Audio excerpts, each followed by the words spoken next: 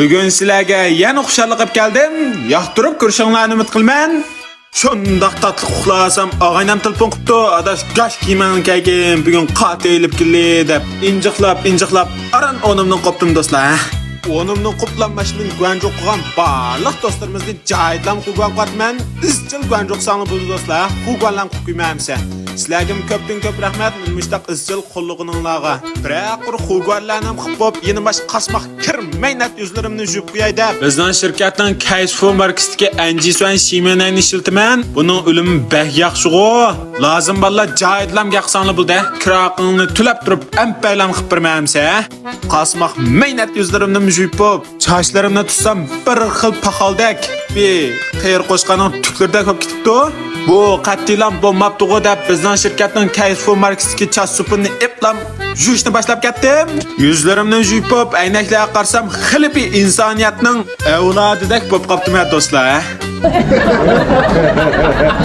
Suxandagi ishlarimni qilib, qo'sog'imni bir asalab qo'yay deb oddilam stul nayab ketdim. Qo'saqlarni masalab bo'lib kiyim kiyishni boshlab ketdim. Atgan diqqat qilmabkanman. Hozir qarsam bir xil bachchidaklama.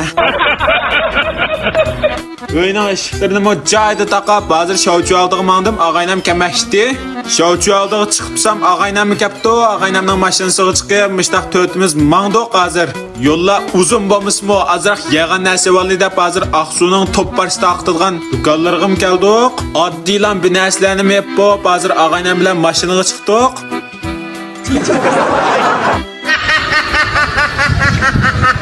Hozir to'liq holatda chufa qildik hamsa. To'liq chiqish deyman abi.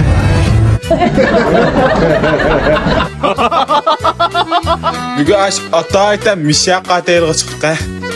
Kirib biletlarni ep, bir 3-4 minut havo yeb, mang'ildab tursak, mog'aynam o'g'irliqchi mant yeb ketibdim yerda.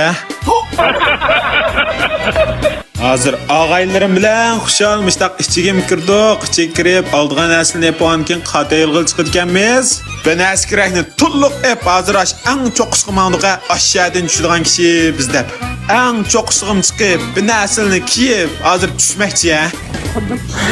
Azroq qo'qish bor ekan. O'zi qanday qaytib Men chin qo'rq ketib oxirroq tushay deb o'ylsam, men o'g'irliqchi mantiga og'aynam to'liq ishdan tushib qopti. Bir qatim tushib qop, hozir yana cho'qqisqa mang'dim tushkiliya do'stlar. Shundaq chin qo'rq ketibman. Mushtaq chumuldak minib ketdim. Ay, buningdagi o'ynamayjimi men buni? Bak renji ekanman. To'liq holatda qalanim teyilib qop, hozir og'aylarim bilan mang'dim uy chat qarab. Bugun mo xil xushal o'yindiq lekin.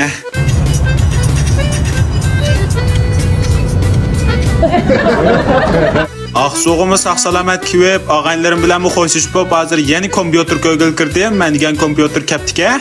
Kompyuterni shundoq yarab ketdi-ku, chiqib, joydan men payqib qo'ydim buni. O'zimcha kompyuterlarni ko'tarib taqib baxushal, yana to'liq holatda abdu saqlab ketdim do'stlar.